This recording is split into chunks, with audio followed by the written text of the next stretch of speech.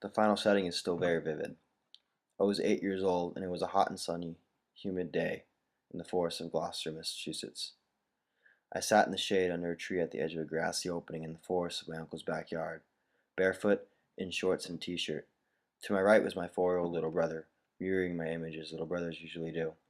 And in front of us, on a hammock, sat a skinny, lengthy man with black hair that curled down to just above his shoulders. He had a black, grizzly mustache, brown eyes, and an olive-skinned complexion, and a relatively gaunt face the sun had beaten out of its prime years ago, causing his skin to either wrinkle around or hang. He wore black dress shoes with black tight jeans, with a black belt that had a metallic skull for a buckle. He wore a yellow V-neck, a black suit vest, and a black beret on his head. His neck had multiple necklaces, some were religious, some were blasphemous. His fingers were draped in skull rings, all similar but still with distinction if studied. He held a lit cigarette and spoke in a raspy, worn voice that still held onto its charisma and communicated a subtext that teemed with life and experience.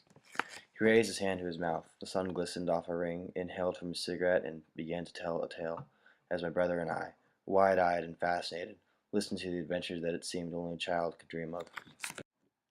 He lived his life at the same speed his stories captivated his audience. Fast, fast, fast. He rode his motorcycle fast, he sailed his ship fast, he learned fast, he played the blues fast, and he took the drugs fast. He drank fast, and he died fast. His family warned him to slow down, then the doctors told him to slow down. One day, he finally caught a glimpse of mortality when he woke up in a hospital after a heart attack. When the doctors told him they needed to keep him for a while, for precautionary measures, he left anyhow. When confronted by his brothers about the scenario, he simply replied, "I am not dying in a hospital bed." After this event, the beat of his life was forever out of rhythm. He remained in and out of the hospital and in and out of rehab. And so the final setting was a hot and humid East Coast summer day. My Uncle David was smoking the last cigarette I would ever see him smoke. Ironically, this was the one he vowed to quit after. He exhaled smoke through his nose and finished telling my little brother and I about the time he fought in the Irish Republican Army in the Valley of Free Thinking.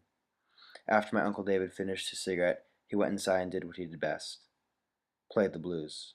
And like always, he played loud and he played fast. His amp shook the old rickety house as my family gathered around to listen, while some joined in with their own instruments.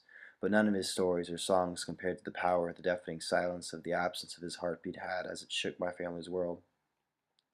I suppose I'll always ponder the worth of his life and the meaning of his death, whether the tragic ending was worth the while living, and whether there is a warning worthy of being heeded about his death.